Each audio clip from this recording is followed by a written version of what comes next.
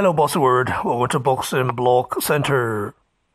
Lennox Lewis, the last undisputed heavyweight champion, has stated that he does not hate Anthony Joshua and he does not dislike him. He said Joshua is his countryman, he supports him, and that what the media says about him is very wrong.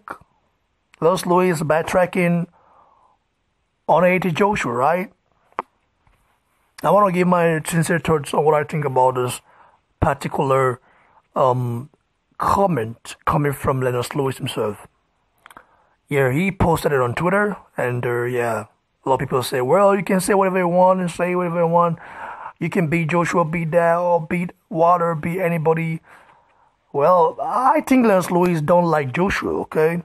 I mean, I'm not saying he doesn't like him as a human being, but I think Lennox Lewis envies Joshua's success because Joshua has managed to grow and get the support, in the little amount of time Lennox Lewis got from the UK fans. Let's keep it real, guys. Let's keep it real. Lennox Lewis has been giving praises to Water, saying that Joshua has to act like a champion. Joshua, who unified, okay, who became the unified champion in only his 19th fight.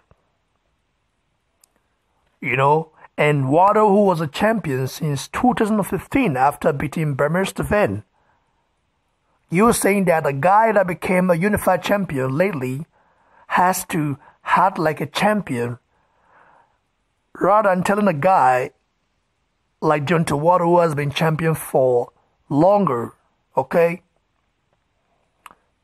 When Klitschko was at his peak, Water dogged this guy. And Lennox Lewis was around that time. Did he say something? No. So Lennox Lewis, for me, is just an envious, guy, individual, He's very envious of Joshua. Very envious of Joshua's success. And it's very clear for the blind to see as well.